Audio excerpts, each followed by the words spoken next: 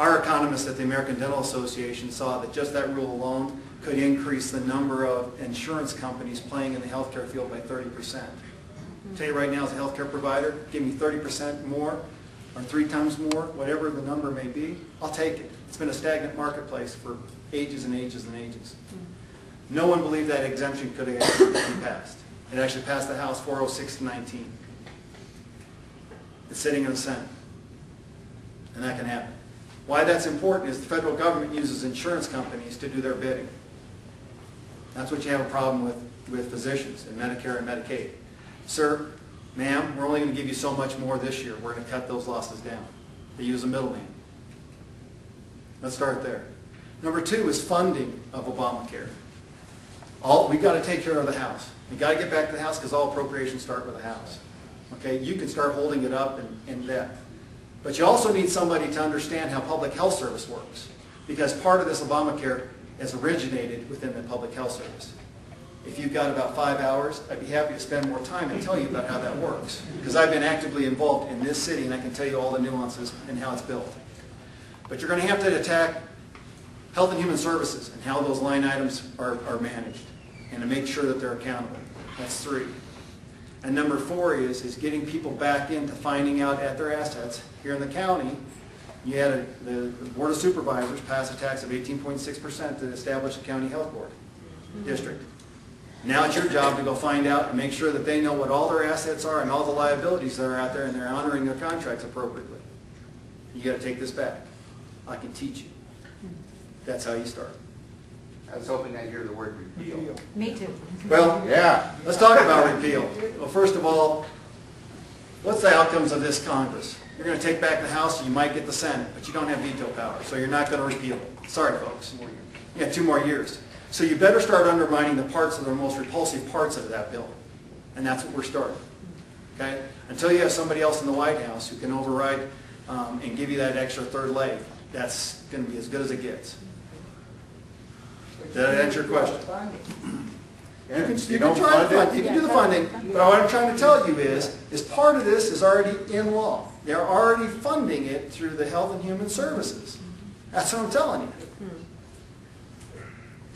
So you're going to have to start looking beyond just the funding aspect on the general broad basis. You're going to have to go back and attack that Health and Human Services. Yes? I think for any candidate who becomes a representative, a difficult part of his function or her function is how can you convince the people of the other political party that you represent us? I talked to you about she asked, how do you represent, if you become representative? How can you talk and manage people from the other party that you're representing them to? The bill I was talking to you about, the revocation of Karen Ferguson, was actually with the Blue Dog Democrats. I actually stayed up one night and watched Lou Dobbs. And it was Gene Taylor out of Mississippi that was on there talking about this principle. The next day I went and talked to Gene Taylor, who then walked to me to Peter DeFazio. That bill originated with the Blue Dog Democrats, not the Republicans. That's how you start.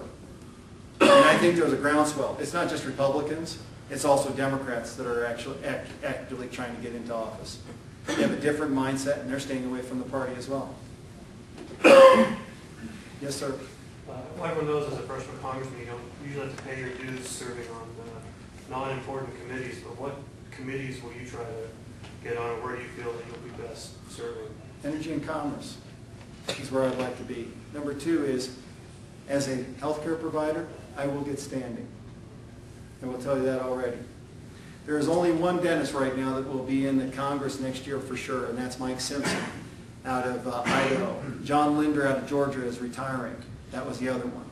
And John has been very, very good to healthcare plus small business and for anti-tax movement.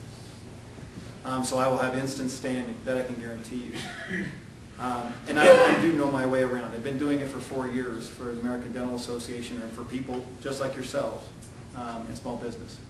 I don't take no. Yeah, Anthony? You mentioned illegal immigration. What's your stance on amnesty? I'm against amnesty, folks. Let's be real specific. Everything has to be in a fashion. We need a fence to slow things down. We need to have also a uniform border policy. Okay? We have standing laws. Let's enforce them. Personally, I would like to see us, as a state of Arizona, sue the federal government.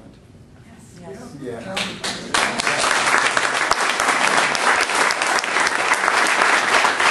Number two is, I actually relish the fact that President Calderon from Mexico actually filed suit in federal court against us. Do you know why? We've never had somebody admit that these are his people. I want the bean counters in Arizona to start counting out the money that we can give him a bill once he comes into court. He won't have standing in that court, but I would love to give that bill to him. Number three is you make sure that you have a uniform policy all the way across from the federal border to the state and local. I'll give you a quick example. When I just signed up for my triennial license this year, I had to prove that I was a citizen. Profile. How dare I'm profile, okay? So all of us have to do that. I think that's our privilege of being a citizen of this country. I also believe what you do on the southern border, you do on both your ports and your northern border. It has to be uniform. I'm also a person that advocates for closing the loophole that both parents have to be parents of the United States or citizens of the United States.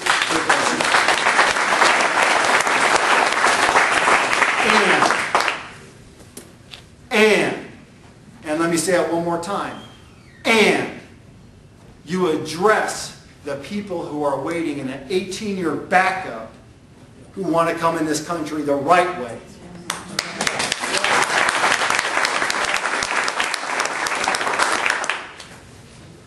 What can you do? I don't see as a congressman what you can do, but we've got sanctuary cities now here in Arizona. How can you address that? Well, I think that forms with all of us, folks. I think it starts with us. Yeah. Okay? First of all, if you believe like me, I think the U.S. Supreme Court's going to rule in Arizona's favor. Well, I do too. I do too. Which then means that the state rule stands in law, which subjugates all sanctuary cities to state law.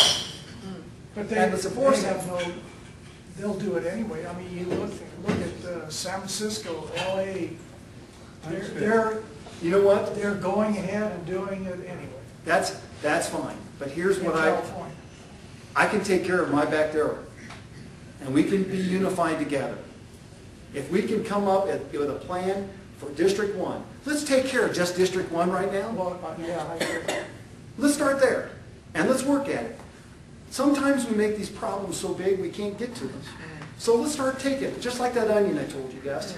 Let's peel that first layer and let's see what the next layer shows us. Because these issues didn't make themselves all come about in 1 year. They slowly matriculated. They weren't enforced. These laws weren't enforced. So let's restart the trend backwards. Okay. Let's hold the line and let's start coming back. Let's carve it back so we can get things under a handle. Once again, just like a dentist. I got somebody that has got rampant decay in their mouth. I can't take care of all that at one time. I start with habits. What's my habits? Okay, have I got too much sugar? What's going on? What's your daily routine? Are you flossing and you brushing? Well, this is perfect timing for this time in our life. What are we doing? What are we condoning? Those are the things that we start with there. And you know what? In these 2 years, are you going to accomplish a lot on the Congressional Hill? No. And the reason being is you can't override the president. So you had better come up with what you're going to think through this.